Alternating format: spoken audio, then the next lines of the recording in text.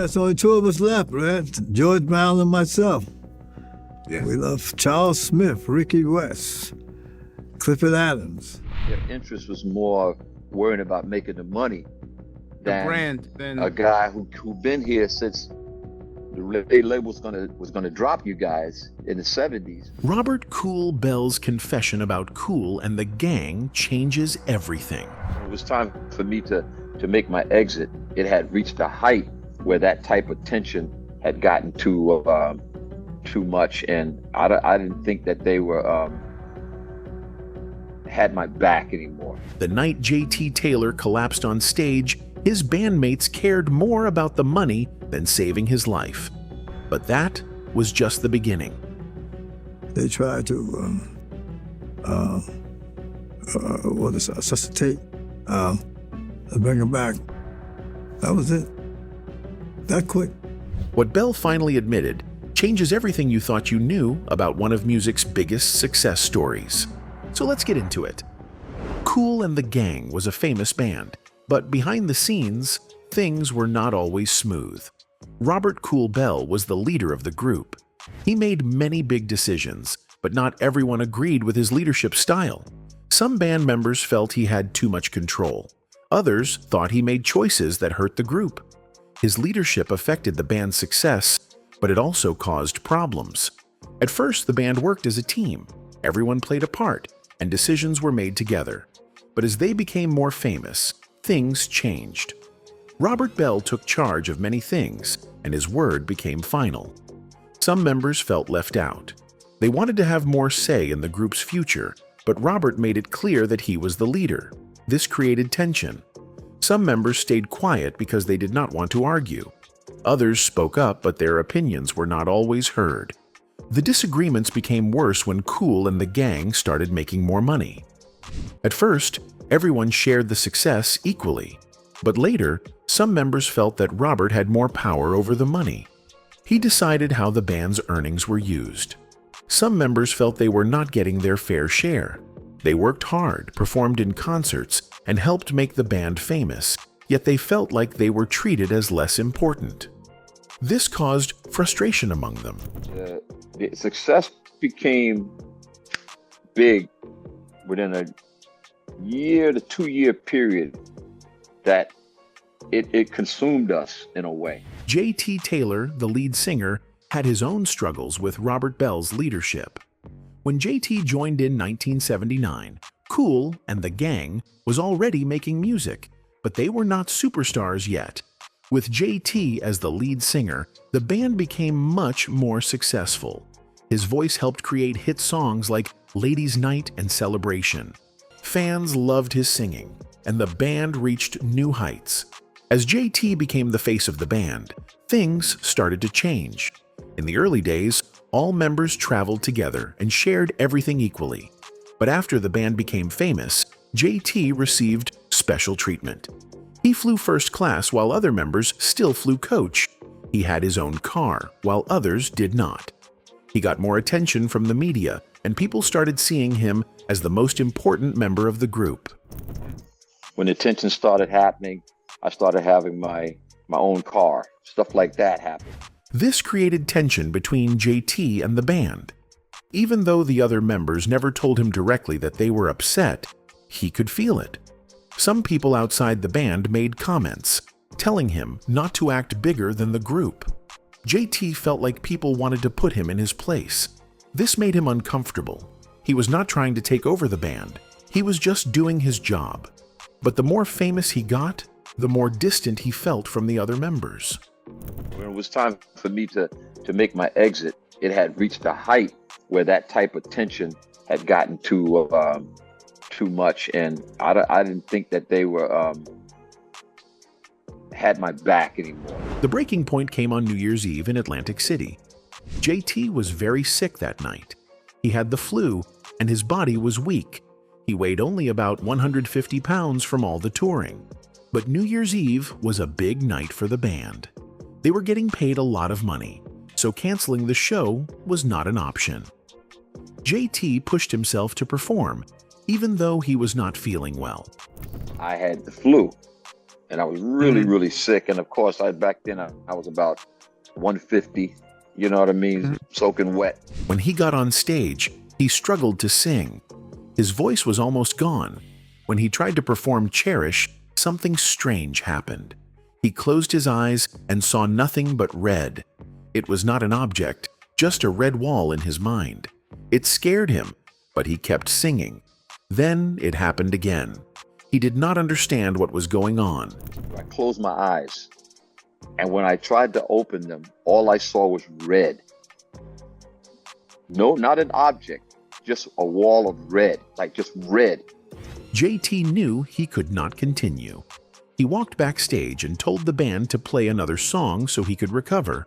I got scared to death, man, and I was able to walk backstage, and I pulled Kool off of somebody. I said, listen, play Jungle Boy, Hollywood Swing or something. Let me go back here and get my stuff together. But he never felt better. He had to leave the stage. Backstage, fans and family ran to check on him. They knew something was wrong, but none of the band members came to see him, except Curtis, one of the musicians.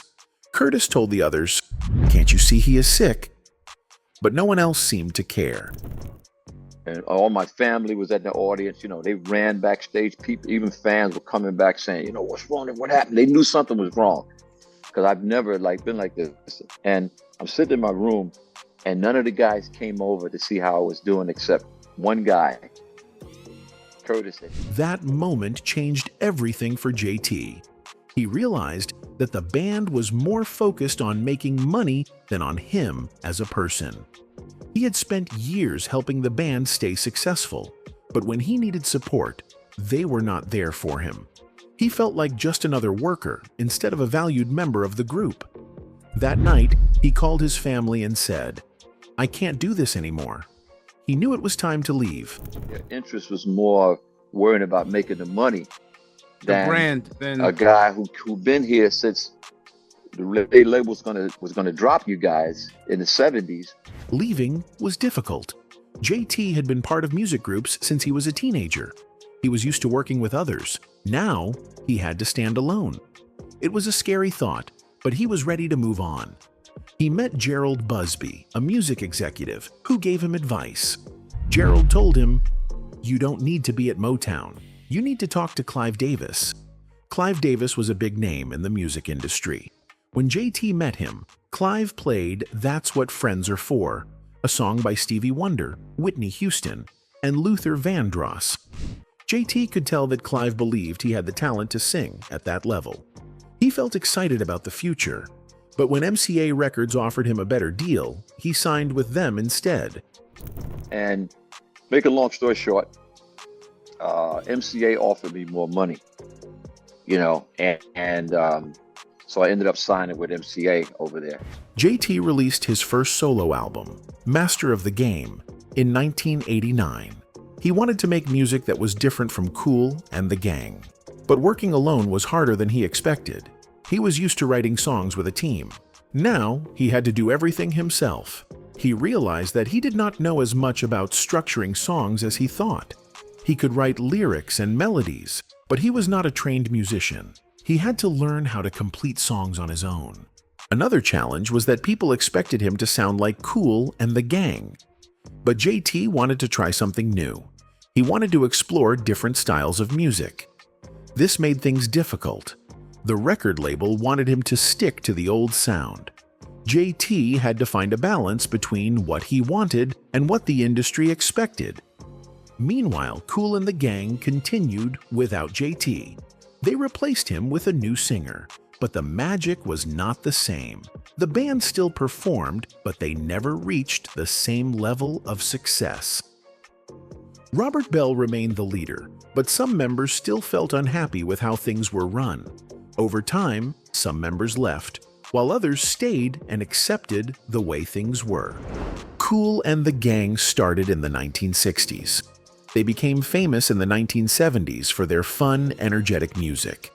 Their songs mixed funk, jazz, and soul. They used many brass instruments, which gave their music a unique sound.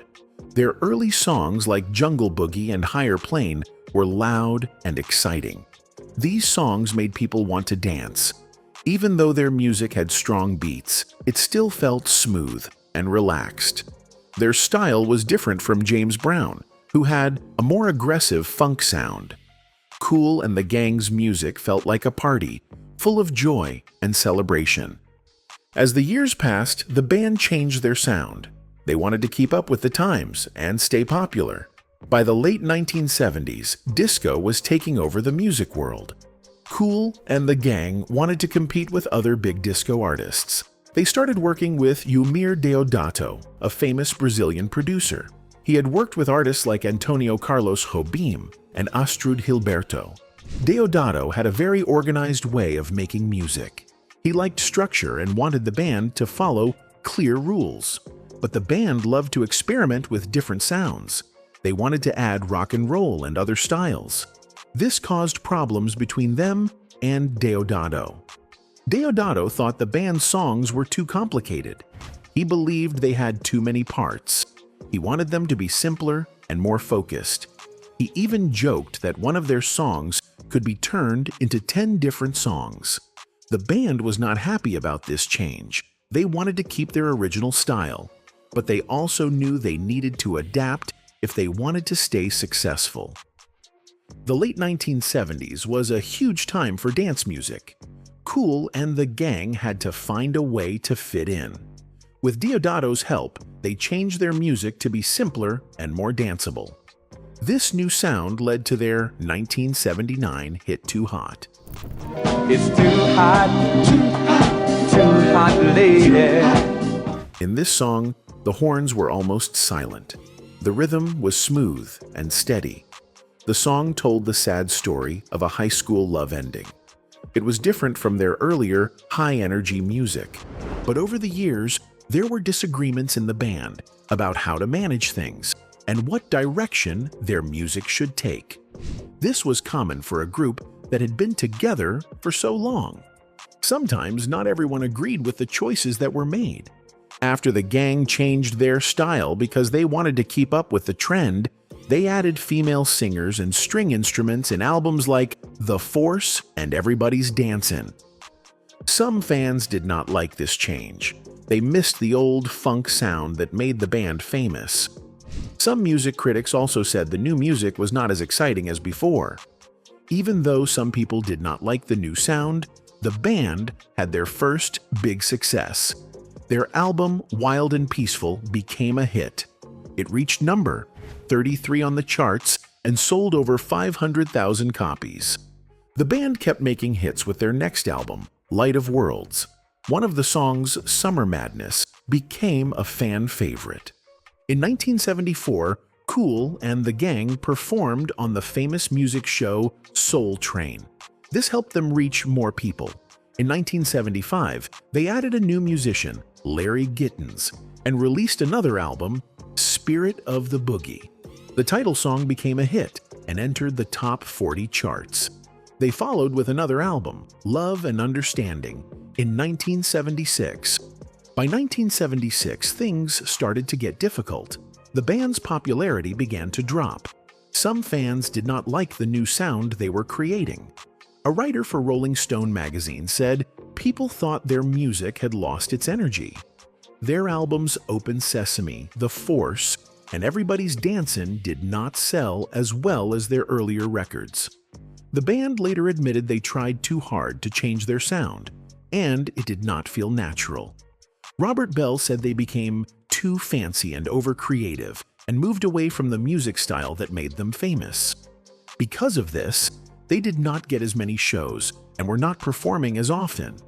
With fame came money. With money came access to a whole lot of bad stuff. Some members had serious struggles with drugs and alcohol. These problems made it hard for the band to stay strong over the years. Robert focused on his music and kept a low profile, but some of his bandmates had a hard time with addiction. The pressures of fame, touring, and success led some members to use drugs and alcohol. They thought it would help them cope with stress, but it only made things worse. One key member, Kalis Bayan, who was once called Charles Smith, struggled a lot with substance abuse. He was one of the main creative forces in the band. His talent helped shape the group's sound. But as the band became more famous, he found it hard to handle the pressure. In interviews, he admitted that drug use affected his creativity and personal life. He wanted to stay on top of his game, but addiction made it difficult. Because of these struggles, the band faced many problems. Addiction caused tensions between members. Some musicians had trouble performing, and others had conflicts because of drug-related issues. This made it hard to keep a steady group. Over time, some members left the band and new ones joined. The lineup kept changing, which made things unstable. Addiction did not just hurt the people using drugs or alcohol, it also affected the whole band. It was hard to focus on making music when some members were struggling. Relationships suffered, and the band had to work harder to stay together. When someone was dealing with addiction, it affected everyone around them. The struggles with addiction were a part of the band's long history. Many musicians face similar problems when they become famous. The pressure to always perform well, stay popular, and tour constantly can lead to unhealthy choices. Some artists recover, while others find it hard to escape addiction. Over the years, the band lost many of its original members. When Taylor left, other key members like Collis Bayan and Robert "Spike" Mickens also left. This affected the band's sound and performance. It was hard to keep the same energy without them. They tried to resuscitate, bring him back. That was it. That quick. Robert "Kool" Bell remembered these losses. In 2020, he was at home when tragedy struck. His brother, Ronald Bell, also known as Collis Bayan, passed away in September. Less than a year later, the band lost another founding member, saxophone player Dennis Thomas. These were painful losses for Bell. He knew how important they were to the group. Bell said it was not easy. He kept thinking about all the members they lost over the years. Charles Smith, the guitarist, died in 2006. Robert "Spike" Mickens, a trumpeter, left in 1984 and passed away in 2010. Larry Gittins, another trumpet player, died in 2013. Clifford Adams, a trombonist, died in 2015. It was sad to lose so many original members. Even with these losses, the band kept going. They brought in new members to keep the music alive. Some of these new members had already been with them for 25 years. Bell believed that old and new members could work together. He stayed positive and kept the band moving forward. In 2015, Robert "Kool" Bell spoke about the legal fight over the song "Blurred Lines." A court said that Robin Thicke and Pharrell Williams copied Marvin Gaye's song "Got to Give It Up." The jury ordered them to pay $7.3 million to Marvin Gaye's family. Bell agreed with the decision. He believed "Blurred Lines" sounded too much like Marvin Gaye's song. He thought it was clear that they copied the style and groove. Bell shared his opinion just before performing at a festival in Dubai. He was set to perform right after Thicke at the event. Bell said he was not surprised that the case ended in a guilty verdict. He said that when he first heard "Blurred Lines," he immediately thought it sounded like "Got to Give It Up." He believed Thicke and Pharrell should have known they would face legal trouble. Even though the court ruled against them, Thicke and Pharrell planned to appeal. They had already made millions from the song. "Blurred Lines" was a massive hit in 2013. It sold over 14.8 million downloads. Each artist earned around $5 million from the song. Bell, however, did not feel sorry for them. He said the similarities were too obvious to ignore. He believed that Marvin Gaye's family deserved to be paid. At the Dubai festival, Bell was surprised to learn that his band, Kool and the Gang, would close the event instead of Thicke. He did not expect to be the final act. He laughed when he was told and said it would be an exciting show. He was happy to perform outdoors again and looked forward to playing for the crowd. Bell knew a lot about music rights. His band's songs had been sampled many times. One of their hits, "Summer Madness" from 1974, was used by DJ Jazzy Jeff and the Fresh Prince for their 1991 song Summertime. But unlike Blurred Lines, they were paid for it. Bell believed artists should respect older music and give credit when it is due. Talking about Summertime Madness. In 1974, the song Summer Madness was released. It was a smooth and relaxing instrumental song. Many people loved its soft and dreamy sound. Over the years, different artists used parts of the song in their own music. This is called sampling. One of the most famous samples came in 1991. Because they used Summer Madness, the original creators received royalty payments. This means they got money whenever Summertime was played or sold. Many people talked about how Summer Madness influenced hip-hop and R&B. It showed how older music could be used in new ways. In 1983, the song Joanna was released. It was a soft and emotional love song. Before this, the band that made it was known for funk music. Funk was upbeat and full of energy. Joanna was different. It was slower and sounded more like pop music. Many people loved it, and it became a big success. It played on the radio and climbed the music charts. Some fans, however, were not happy. They felt the band had changed too much. They wanted the old funk sound back. Even though Joanna was popular, it started debates among fans. Some thought the band was trying to appeal to a larger audience. Others believed it was just part of growing as musicians. Kool and the Gang started by playing as an opening act for a jazz night every Sunday at a local theater. They performed with famous jazz musicians like McCoy Tyner, Pharoah Sanders, and Leon Thomas. At first, they went through different names, calling themselves the Soul Town Band, and later the New Dimensions. They played Motown songs as backing musicians for Soul Town, a small music group in Jersey City. In 1967, the band became regulars at the Blue Note Lounge in Jersey. One night, an MC introduced them as Kool and the Flames. However, their manager, Gene Red, warned them that the name sounded too close to James Brown's band, the Famous Flames. To avoid confusion, they changed their name to Kool and the Gang. After choosing their final name, they signed a record deal with D-Light Records, the label owned by their manager. Red believed in their talent and thought they had the potential to be very successful. Anyway, that's it for this video, folks. Bye.